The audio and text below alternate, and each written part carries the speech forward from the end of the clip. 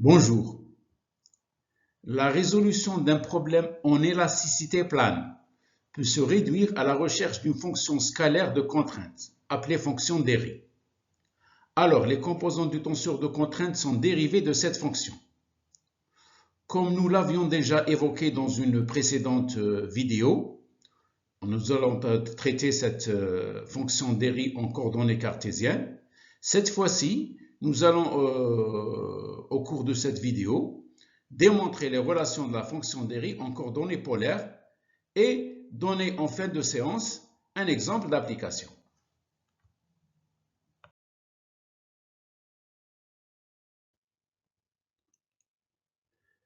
La fonction d'Airy est utilisée en élasticité linéaire bidimensionnelle pour simplifier la résolution, laquelle s'inspire de la méthode des contraintes en suivant les étapes du schéma de résolution tel affiché par cette diapositive. Donc on a la fonction d'Airy, dans le cas des coordonnées cartésiennes x, y, cette fonction d'Airy doit satisfaire l'équation biharmonique, qui est une équation différentielle du quatrième ordre. On a démontré cette relation dans une précédente vidéo. Cette relation a été démontrée par le biais de l'équation de Beltrami.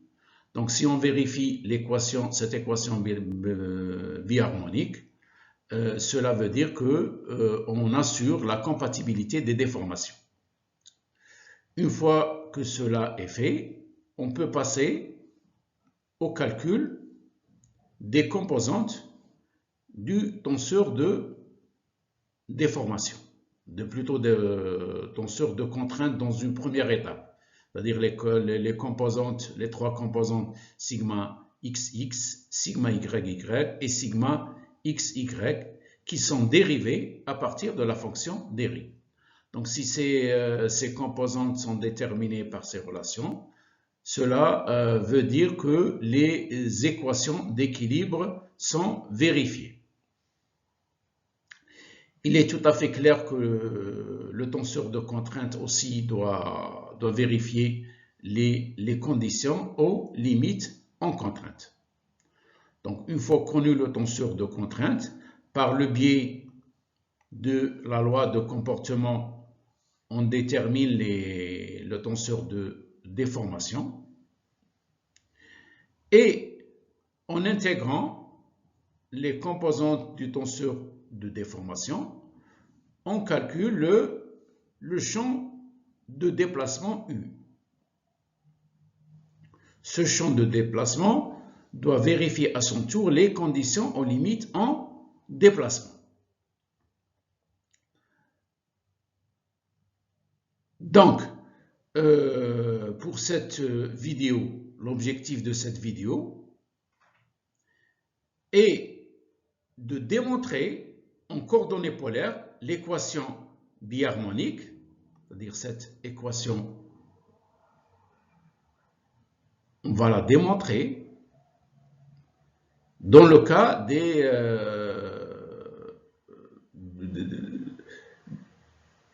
des coordonnées polaires. En même temps, on doit aussi déterminer la relation qui lie la fonction d'Airy, donc cette fonction d'Airy, on va la représenter en coordonnées polaires et on va trouver les relations qui lient cette fonction aux composantes du tenseur de contrainte. Donc, on doit exprimer sigma RR, sigma θ θ et sigma R θ en fonction de la fonction phi. Donc, c'est l'objectif de cette séance vidéo. Ensuite, on va faire un exemple pour bien illustrer la méthode de résolution. Je vais commencer tout d'abord par faire un petit rappel mathématique sur les coordonnées polaire. Donc, un point M dans un plan peut être repéré par ses coordonnées x et y en coordonnées cartésiennes, x, y, ou en coordonnées polaires, r, θ. R et θ. L'angle θ est défini dans le sens positif, ce sens-là, est défini par l'angle entre l'axe des x et le rayon polaire R. On peut exprimer ainsi les coordonnées polaires R, θ en fonction des coordonnées cartésiennes x et y. Et inversement, on peut représenter les coordonnées cartésiennes en fonction des coordonnées polaires, sachant que R au carré, c'est x au carré plus y au carré, donc R étant la racine carrée de x au carré plus y au carré, et que l'angle, la deuxième coordonnée en coordonnées polaires, c'est θ, qui est égal à l'arc tangente de y sur x. À partir de là, on va définir maintenant les dérivées premières. Alors, la dérivée première de la coordonnée r par rapport à x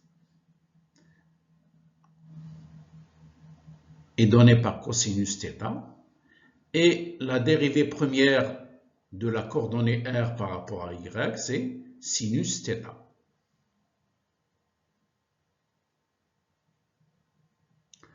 On rappelle que la dérivée de l'arc tangent d'une fonction, c'est la dérivée de cette fonction par rapport à la variable, si on prend la variable x, sur 1 plus la fonction au carré. Donc on va maintenant calculer les dérivées premières de la coordonnée θ par rapport à x. Donc on a fait la démonstration. La dérivée première de θ par rapport à x est égale à moins sinus θ sur r. On calcule aussi la dérivée première de θ par rapport à y. La démonstration est cette dérivée est égale à cosinus θ sur r.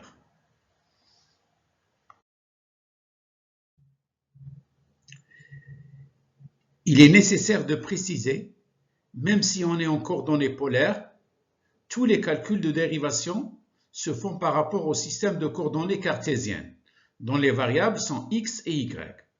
Donc, nous devons transformer les dérivations par rapport à r et θ en dérivations par rapport aux coordonnées x et y. Nous allons calculer les dérivées secondes. À cet effet, nous allons d'abord déterminer les dérivées premières. Commençons par la dérivation. On dérive dérivée première par rapport à x. C'est la dérivée première par rapport à r de la dérivée de r par rapport à x, plus la dérivée première par rapport à θ de la dérivée première de θ par rapport à x. On connaît la dérivée première de r par rapport à x. La dérivée de θ par rapport à x. Donc, nous obtenons que la d rang sur d rang x, c'est cosinus θ d rang sur d rang y, moins sinus θ sur R, dérang sur dérang θ. Nous allons faire le même calcul pour la dérivation première par rapport à y et nous obtenons ce résultat.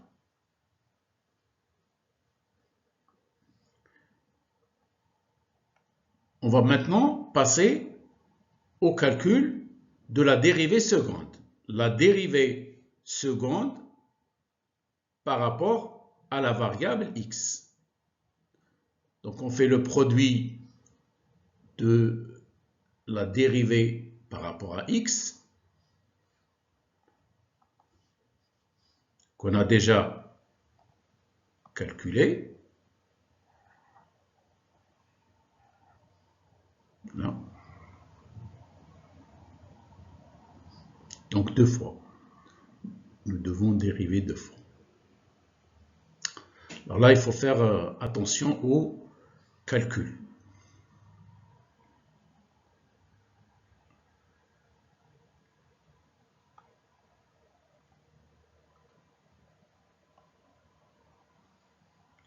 Voilà, ce calcul, on l'a développé et on va essayer de regrouper les mêmes termes.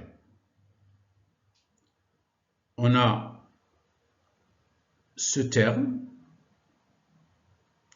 qui est moins cosinus θ, sinus θ sur R, dérang carré, dérang θ, dérang R. On a ce même terme qui se répète.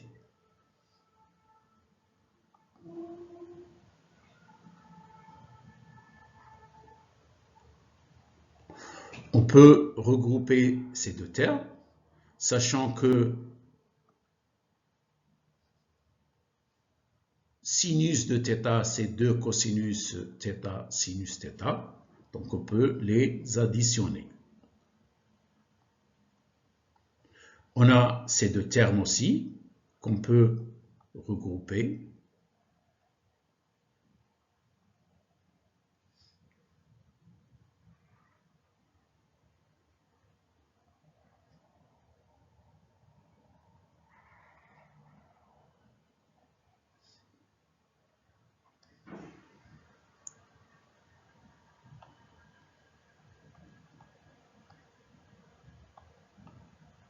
Et enfin, ce terme, avec ce terme, on peut les regrouper en factorisant par sinus carré θ.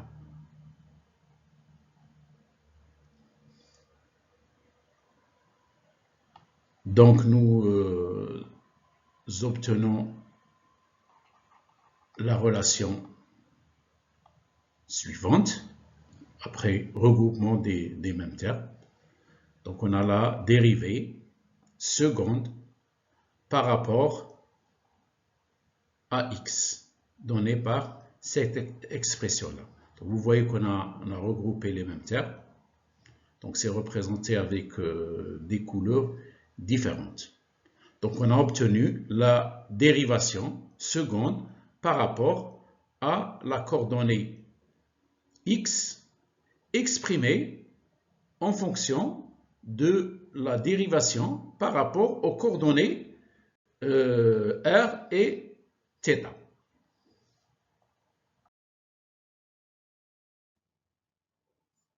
Ainsi, nous avons obtenu la dérivée seconde par rapport à la coordonnée x en fonction des coordonnées polaires r et θ, en fonction aussi des dérivées secondes par rapport à r, de la dérivée seconde par rapport à θ, et de la dérivée seconde une première fois par rapport à θ et une seconde fois par rapport à r, et aussi des dérivées premières par rapport à θ et par rapport à r.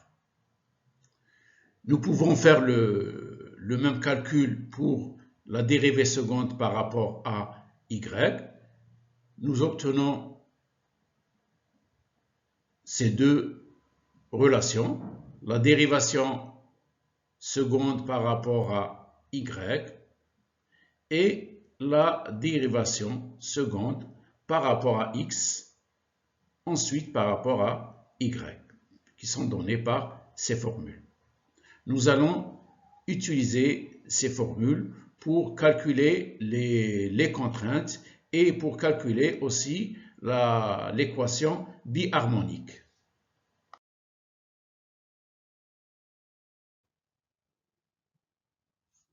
On démontre l'équation biharmonique en coordonnées polaires.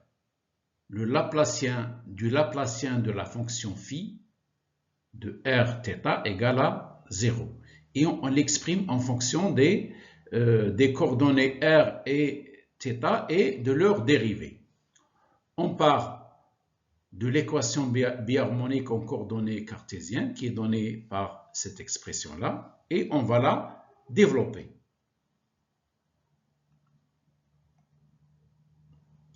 Tout d'abord, on a la dérivée seconde par rapport à x, la dérivée seconde par rapport à y, ces expressions-là. Donc, on dérivée seconde par rapport à x, elle est donnée par cette expression. La dérivée seconde par rapport à y, elle est donnée par cette expression-là. Et on va faire la somme. On peut observer qu'il y a des termes qui s'annulent.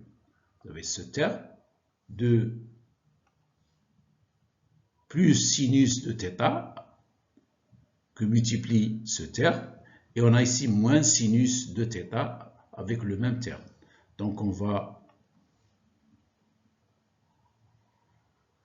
ce terme avec ce terme, ils vont s'annuler.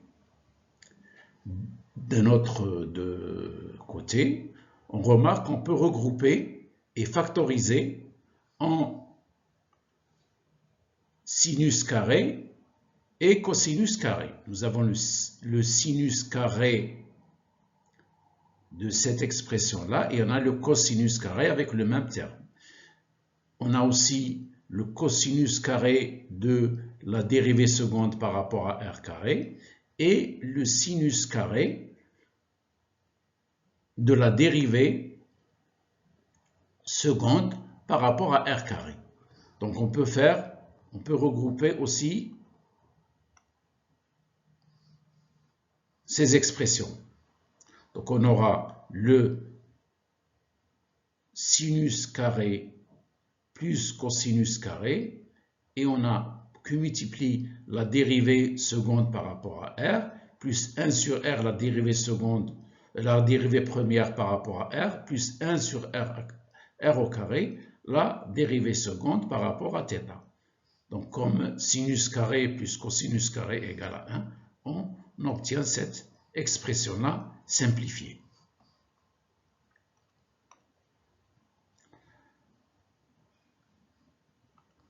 Donc la somme, donc on a transformé les dérivations en coordonnées cartésiennes en dérivations en coordonnées polaires. Par analogie, on peut faire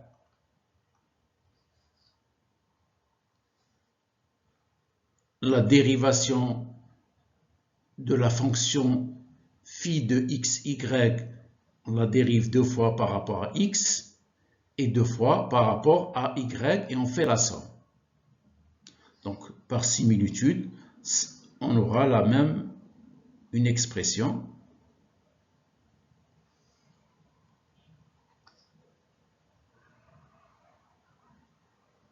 la même expression qui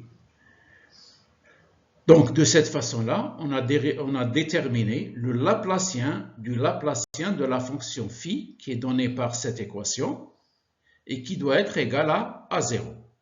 On appelle cette équation l'équation biharmonique en coordonnées polaires.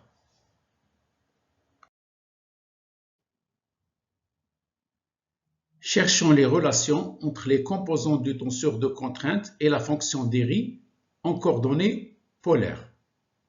Pour cela, il est nécessaire d'abord de calculer les composants du tenseur de contrainte par rapport à la base locale en fonction des composants du tenseur de contrainte dans la base cartésienne. Nous utilisons les relations de changement de base que nous avions développées dans une précédente vidéo. Donc nous avons le tenseur de contrainte dans la base locale, on va expliquer ce que c'est la base locale, et le tenseur de contrainte par rapport à la base cartésienne. On reprend le repère ou la base qu'on a considérée.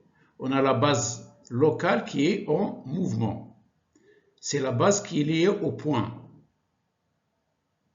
Donc on a les deux vecteurs unitaires, ER, dont le prolongement de R, et perpendiculairement à ER, on a là le vecteur unitaire Eθ. Donc c'est une base locale parce qu'elle est liée au point. Elle est en mouvement, c'est-à-dire qu'elle est en fonction du point, vous aurez le ER et Eθ vont varier. Et nous avons la base cartésienne EX, EY. Donc il suffit de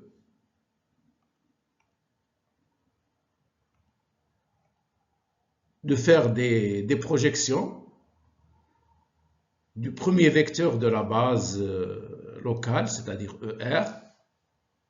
On va le projeter sur EX et EY. On obtient cette relation. On fait la même chose pour Eθ. On obtient cette relation, cette équation. Donc, ayant ces deux équations, nous pouvons calculer maintenant la matrice de passage. La matrice de passage de la base cartésienne, Rx, Y, à la base locale, Rθ. Donc, cette matrice est obtenue. Bon, juste pour faire un petit rappel, donc on met E, R, E, θ.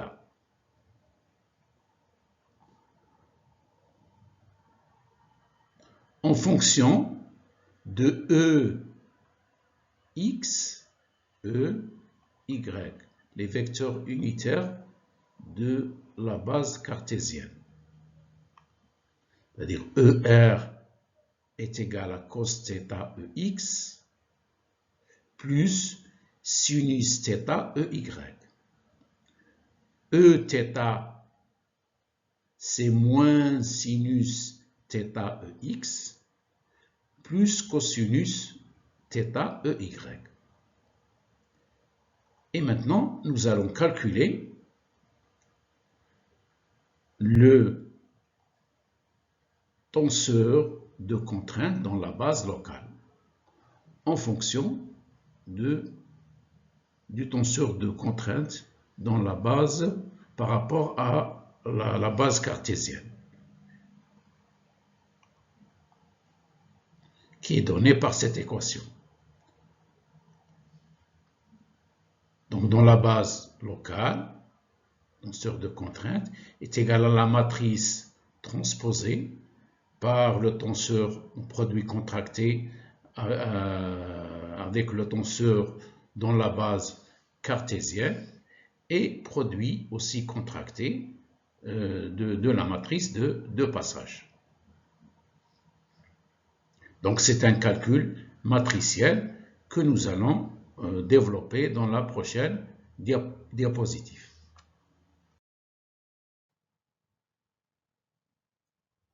On développe ensuite le calcul matriciel, le calcul qui est donné par cette équation. On fait d'abord ce produit matriciel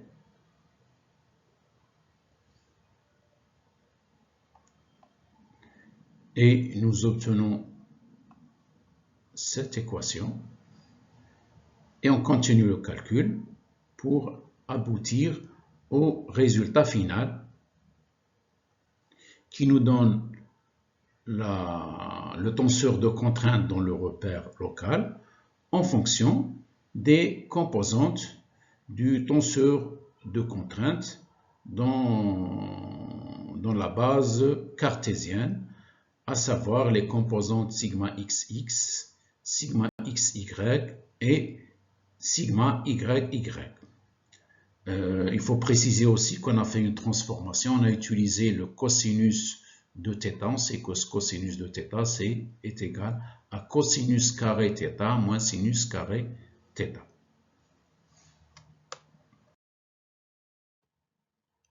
Alors maintenant, une fois qu'on a calculé les composantes du tenseur de contrainte dans la base locale, c'est-à-dire les composantes sigma RR, sigma θ et sigma Rθ, on les a exprimées en fonction de sigma XX, sigma XY et sigma YY. On va chercher maintenant à exprimer ces contraintes-là en fonction de la fonction d'Héry, la fonction phi, qui sont données par ces expressions-là. Alors, pour simplifier le calcul, on considère que l'hypothèse que les forces de volume sont nulles.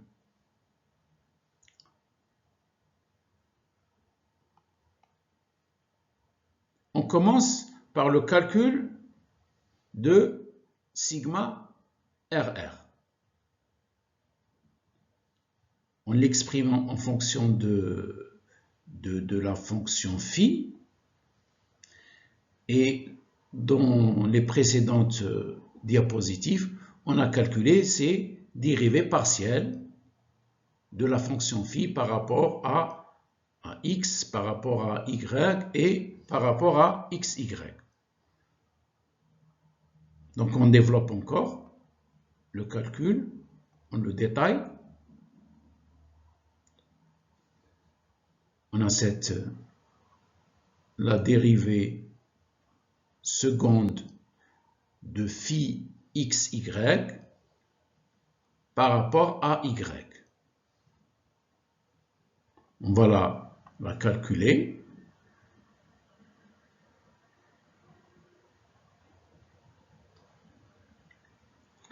Vous voyez, ici on va l'exprimer maintenant en fonction de θ, de R et des dérivées partielles par rapport à R et θ. On fait la deuxième composante, on fait le calcul.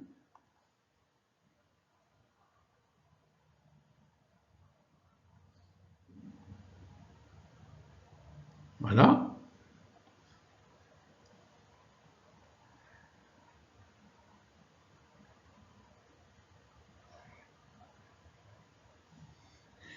Il nous reste là cette composante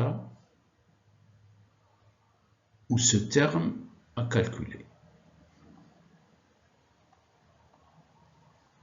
Voilà.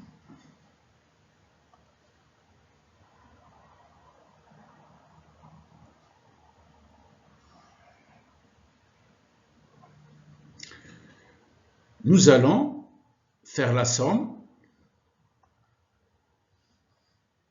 de tous les seconds membres de ces trois équations pour déterminer la contrainte sigma RR. Continuons à faire le calcul pour sigma RR. Nous observons ces trois équations. Donc les membres de droite de ces trois équations vont nous donner sigma RR. Et nous allons faire la somme des membres de gauche de ces trois équations. Nous pouvons observer qu'il y a certains termes qui vont s'annuler. Tout d'abord, on a dans la troisième équation cosinus de θ c'est cosinus au carré θ moins sinus au carré θ.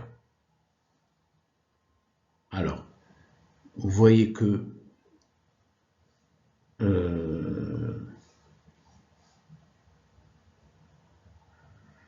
dans la première équation, j'ai moins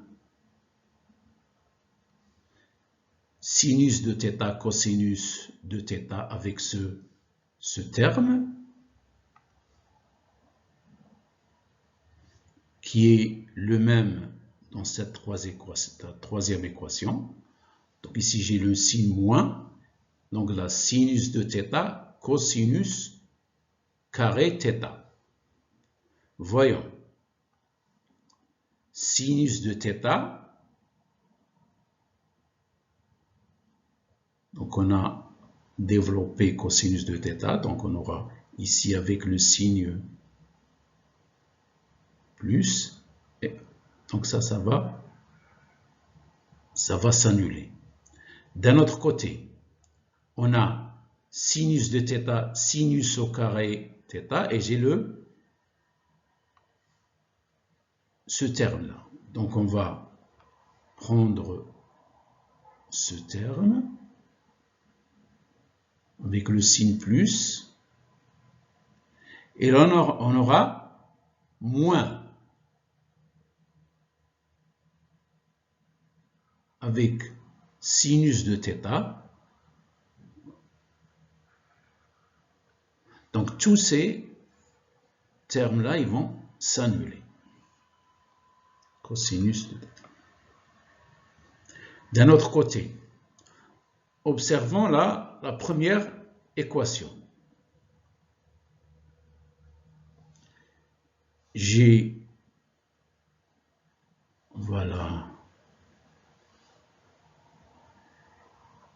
sinus au carré,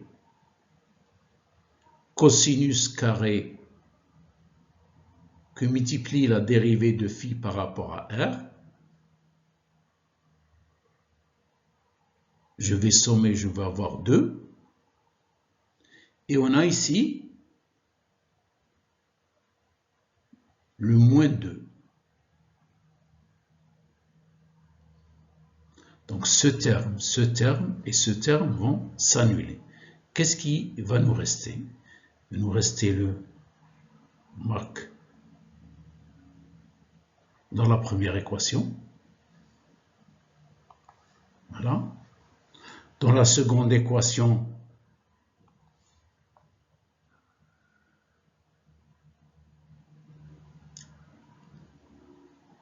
et dans la troisième équation,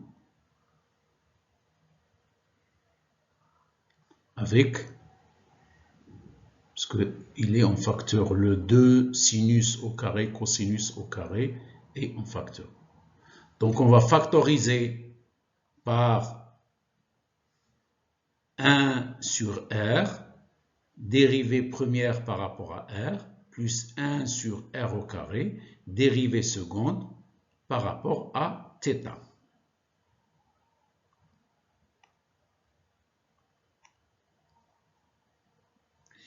Et nous aurons cos à la puissance 4 θ, sinus à la puissance 4 θ, et plus 2 sinus carré, cosinus carré. Donc nous avons factorisé. Or, cosinus carré, cosinus à la puissance 4 moins sinus à la puissance 4 plus 2 sinus carré cosinus carré, ça représente cosinus carré θ plus sinus au carré θ, le tout au carré. Comme ce terme est égal à 1,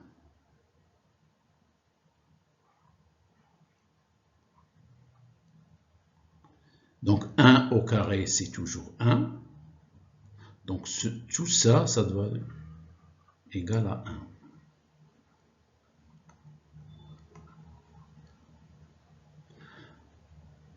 Par conséquent, sigma RR se présente sous une forme simplifiée. La contrainte sigma RR, c'est 1 sur R, la dérivée première de la fonction phi exprimée dans la base polaire, c'est-à-dire par rapport à, en fonction de R et θ, donc la dérivée première par rapport à R, plus 1 sur R au carré, la dérivée seconde de la fonction phi par rapport à θ. Donc le même calcul, on peut le répéter pour les deux autres composants du tenseur de contrainte, à savoir sigma θ θ et sigma rθ. Donc si on refait la démonstration, on obtient que sigma θ θ, c'est la seconde dérivée de la fonction phi par rapport à R, et sigma rθ est égal à moins des rangs sur des rangs R que multiplie 1 sur R des rangs phi sur des rangs θ. Ainsi, nous avons exprimé les composantes du tenseur de contrainte sigma RR, sigma θ θ et sigma rθ en fonction de la fonction phi, ses dérivés et des coordonnées R et θ.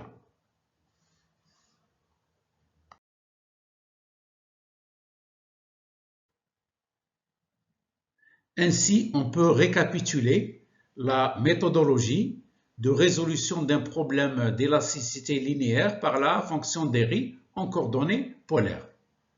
Donc, ayant la fonction d'Airy, c'est une fonction phi qui est exprimée en fonction des coordonnées R et θ. Cette fonction doit satisfaire l'équation biharmonique qui est donnée par le Laplacien du Laplacien de la fonction phi, donné par cette équation. Ceci permet d'assurer la compatibilité des déformations. Donc, une fois que cette première vérification est faite, on peut passer au calcul des composants du tenseur de contrainte. Donc, on calcule les composants du tenseur de contrainte par les formules qu'on a démontrées. Il est évident que ces composants du tenseur de contrainte doivent vérifier les conditions aux limites en contrainte par le biais de la relation qui lie les contraintes aux déformations, c'est-à-dire la loi de comportement. On détermine le tenseur de déformation en intégrant les composants du tenseur de déformation. On détermine le champ de déplacement. Ce champ de déplacement, à son tour, il faut aussi qu'il vérifie les conditions aux limites en déplacement. Donc, pour bien illustrer cette méthode, on va terminer cette vidéo par une application. Exemple d'application. Un solide semi-infini. On a représenté semi-infini. On a une surface. Il est infini dans les autres directions. Et soumis à une force ponctuelle P appliquée au point O. La force P est donnée par unité de longueur. La longueur suivant la direction perpendiculaire au plan. C'est-à-dire le plan, on a le plan X, Y. Dans ce cas-là, X est vertical et Y est horizontal. En coordonnées polaires, on considère la fonction d'Airy sous la forme suivante. La fonction phi est égale à P sur pi R θ sinus θ. θ est toujours défini entre la direction des x, dans ce cas elle est verticale, et le rayon R. La question qui est posée: calculer le tenseur de contrainte et vérifier l'équilibre du solide semi-infini. On va procéder à la résolution de ce problème. Première des choses à vérifier, c'est l'équation biharmonique. Laplacien carré de phi égale à 0. C'est-à-dire le Laplacien du Laplacien de la fonction phi. Le Laplacien du Laplacien est donné par cette équation. On a le Laplacien, et là c'est le Laplacien de la fonction phi. On va tout d'abord calculer le Laplacien de la fonction phi.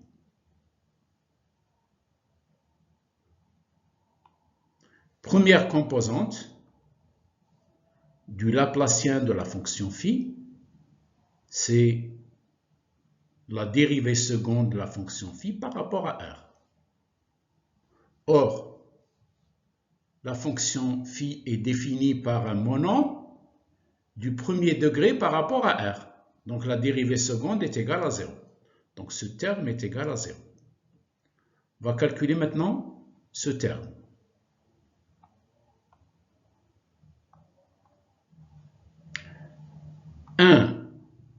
Sur R, dérivée première de phi par rapport à R. Donc si on dérive, on obtient ce résultat. Donc c'est moins 1 sur R, P sur pi, θ, sinus θ. Il nous reste le dernier terme.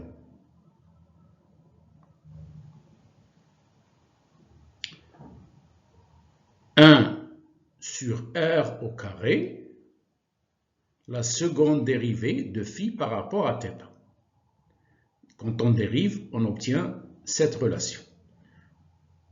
Moins 1 sur R, P sur pi, que multiplie 2 cosinus θ, moins θ sinus θ.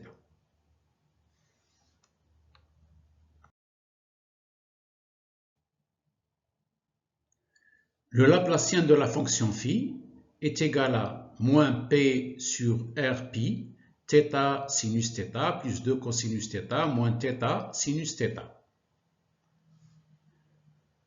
Le θ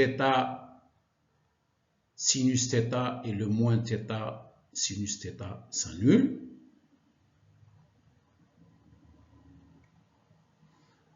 Donc, le Laplacien du Laplacien de la fonction phi, ce sera le Laplacien de cette fonction. On peut faire sortir la constante, moins 2p sur pi, et on continue le calcul. Donc le Laplacien du Laplacien de la fonction phi, ce sera moins 2p sur pi, le Laplacien de la fonction cos θ sur R. On calcule tout d'abord la dérivée seconde de cos θ sur R par rapport à R, qui est égale à 2 cos θ sur R à la puissance 3. Ensuite, on calcule 1 sur R, la dérivée première par rapport à R de cos θ sur R, qui est égale à moins cos θ sur R à la puissance 3. Et enfin, on calcule 1 sur R au carré, dérivée seconde par rapport à θ, de cos θ sur R, qui est égal à moins cos θ sur R à la puissance 3. Et on fait la somme. Donc cette somme, elle va nous donner que le Laplacien du Laplacien de la fonction phi égale à 0.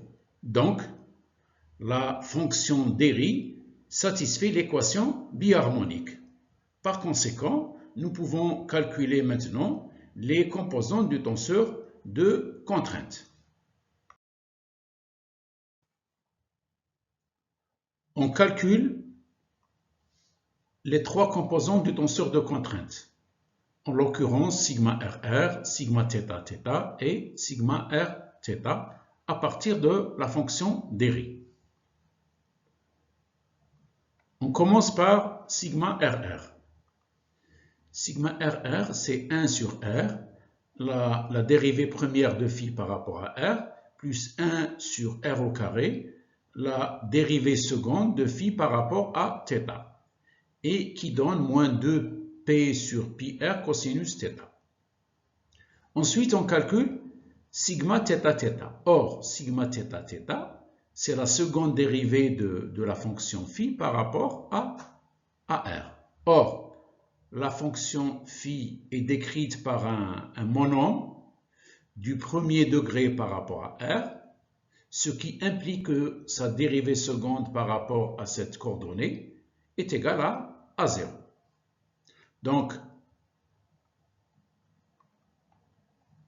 sigma θ θ est égal à 0. On calcule ensuite la composante sigma r θ, qui est donnée par moins d rang sur d rang r de la fonction 1 sur r, d rang phi sur d rang θ. On calcule tout d'abord cette dérivée.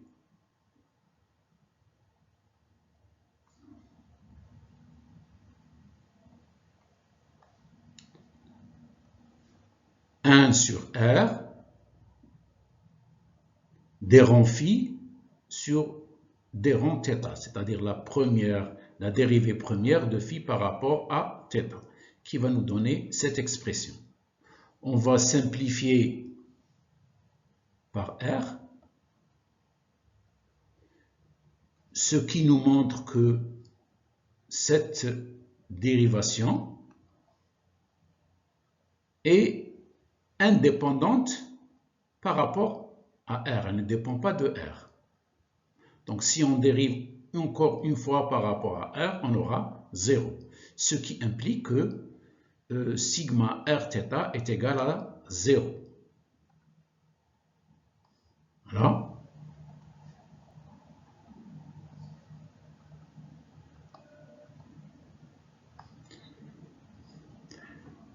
Donc on a une seule composante qui est non nulle, c'est la composante sigma RR, et qui dépend de la coordonnée R et de la coordonnée θ, de la charge appliquée P. On va vérifier maintenant les conditions aux limites. Vérifions les conditions aux limites en contrainte. Sur la surface libre, cette surface, qui a pour équation x égale à 0. X égale à 0. Elle est libre, il n'y a aucune contrainte qui est appliquée sur cette face. Excepté au point O où on a la charge ponctuelle qui est appliquée. Par conséquent, en tout point de cette surface, donc tous les points de cette surface, qu'est-ce qu'ils ont pour coordonnées? Donc les coordonnées polaires, on a R et θ. Donc R est variable, mais θ,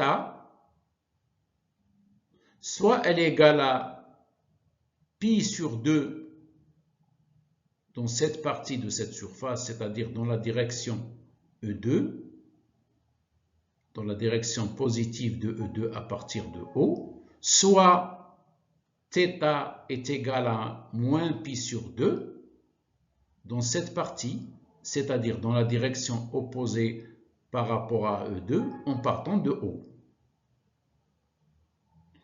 Donc les coordonnées d'un point qui appartient à cette surface, il a pour coordonnées R variable et pour coordonnées suivant θ, soit pi sur 2, soit moins pi sur 2.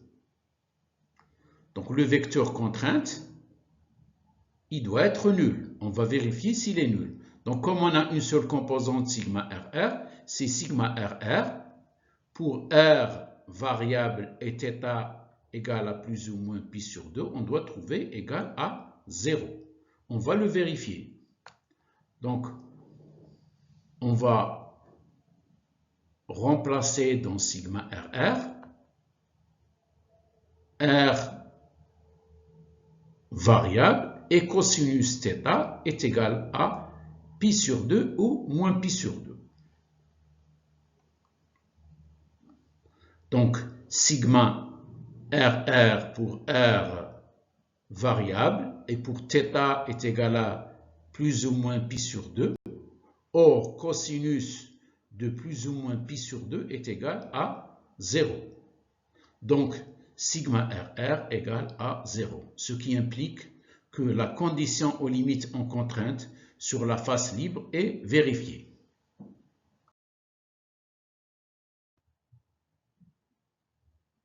Vérifions l'équilibre du solide semi-infini. Pour ce faire, on va considérer l'équilibre d'une zone de ce solide semi-infini. Cette zone est délimitée par cette surface horizontale et un demi-cercle de rayon R. Et on va voir tous les efforts qui sont appliqués sur cette zone. D'une part, on a la force P qui est appliquée au point P et les efforts, donc quand on va découper par la pensée, on va imaginer qu'on a des efforts qui sont appliqués et qui sont dus aux contraintes sur cette frontière. Or, un point N qui appartient à cette frontière a pour coordonnées R et θ. La normale, le vecteur normal unitaire à cette surface, c'est le vecteur ER. On va calculer le vecteur contrainte agissant sur ce demi-cercle. Donc le vecteur contrainte au point N est égal au produit contracté du tenseur de contrainte sigma par la normale à cette surface. Or, cette normale est égale à ER. Comme on n'a que la contrainte sigma RR, donc je mets sigma RR que multiplie cette matrice de 2, que multiplie le vecteur normal ER, c'est 1, 0. Donc, le vecteur contrainte agissant sur cette normale, il a pour composante la composante uniquement radiale sigma RR. La composante suivant θ est égale à 0. Alors, pour étudier l'équilibre de cette zone-là, on va représenter le torseur des efforts appliqués au point P. Donc, le torseur appliqué au point P, il est composé de la résultante des efforts F et du moment résultant M, appliqué au point O. Le moment résultant au point M est égal à 0 pour la simple raison que la charge P est appliquée au point O, donc son moment est égal à 0, parce qu'on cherche le torseur O, le point de réduction, c'est le point O. Et comme les contraintes sont radiales, donc elles concourent au point O. Donc leur moment aussi est égal à 0. Donc ça, c'est facile à calculer. Ce moment est égal à 0.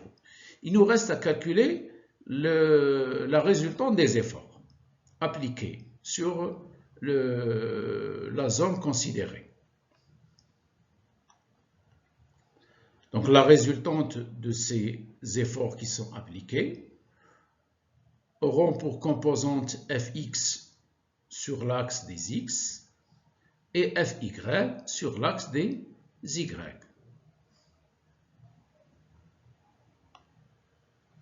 Calculons d'abord fx, la projection des efforts sur l'axe des x. Donc on a la charge concentrée P et on a la résultante de tous les efforts appliqués, leur projection sur l'axe des x.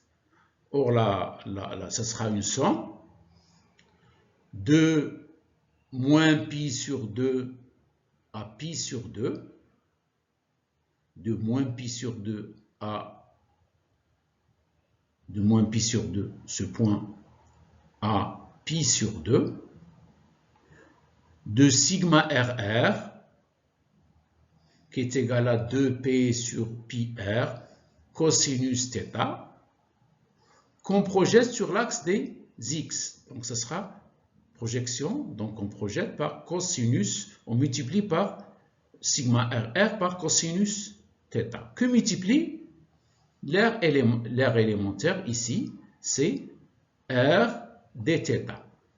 R dθ. Et on intègre de θ de moins pi sur 2 à pi sur 2.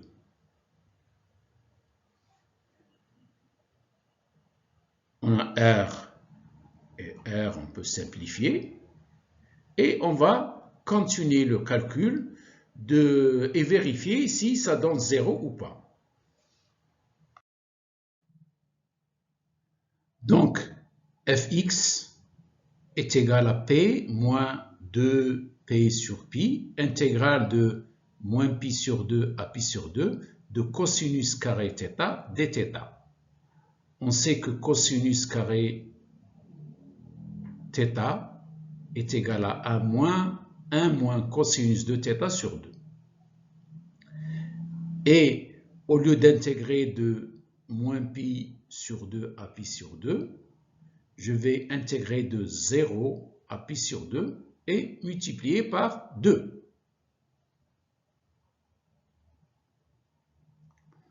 Donc, on a multiplié par 2 en intégrant de 0 à pi sur 2. Et cosinus au carré θ, c'est 1 moins cosinus de θ sur 2 dθ. Donc, le 2 avec ce 2, on simplifie. Il nous reste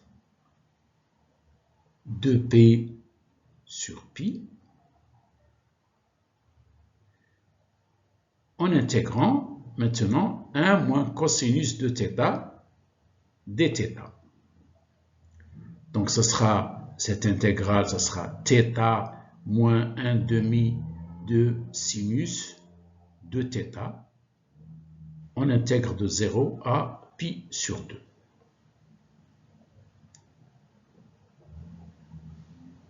Donc, fx est égal à p moins 2p sur pi. Cette intégrale, elle va donner donc pi sur 2, θ pi sur 2, moins 1 demi de sinus pi sur 2, c'est-à-dire sinus pi est égal à 0, moins θ égale à 0 et sinus de 0 égale à 0. Donc on aura fx p moins 2p sur pi. On simplifie le pi avec le pi, le 2 avec le 2. Donc fx sera égal à P moins P égale à 0. Donc on a vérifié cette première équation de F. Voilà. Trouver que Fx est égal à 0. Il nous faut chercher maintenant Fy.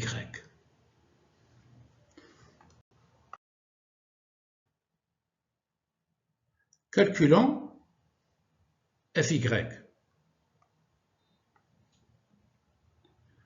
Pour ce faire, on projette les efforts appliqués sur l'axe des Y, cet axe horizontal.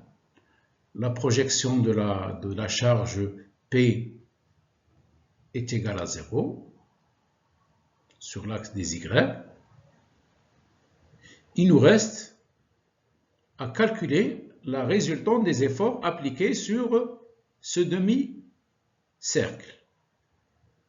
Les contraintes qui sont appliquées. Donc ce sera l'intégrale de moins pi sur 2 à pi sur 2 de la contrainte sigma RR qui est moins 2p sur pi r cosinus θ et qu'on projette sur l'axe des Y par le produit par sinus θ. Et l'élément de surface c'est R dθ. Donc on va se faire sortir la constante moins 2p sur pi r parce que l'intégration elle se fait sur la variable θ de moins l'intégrale de moins pi sur 2 à pi sur 2 de cos θ sinus θ r dθ. Donc on simplifie le R avec le R. Et au lieu d'intégrer de moins pi sur 2 à pi sur 2, on multiplie par 2 et on intègre de 0 à pi sur 2. Ce qui nous permet aussi de simplifier par 2. Et on a remplacé le cosinus θ sinus θ par 1/2 de sinus de θ. Donc on arrive à l'expression de Fy, c'est moins 2p sur pi. L'intégrale de sinus de θ c'est moins 1/2 de cosinus de θ et on intègre de 0 à pi sur 2. Cette intégrale va nous donner 0. Par conséquent, Fy est égal à 0. Donc on est arrivé à vérifier l'équilibre ayant les composantes de la résultante des efforts appliqués, ce premier vecteur du torseur des actions appliquées sur la zone en équilibre qu'on a considérée. Donc, premier vecteur, c'est la résultante, et le deuxième vecteur, c'est le moment résultant. On a dit que pour le moment résultant, c'est clair qu'il est égal à 0, et comme cette résultante a des composantes nulles, donc nous avons assuré l'équilibre. Donc par conséquent, l'équilibre du massif semi-infini est vérifié.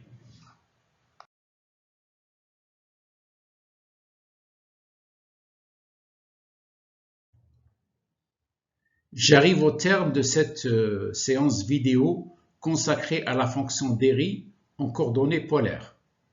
J'espère que les démonstrations faites ainsi que l'exemple donné vous serviront à mieux appréhender ce genre de problème.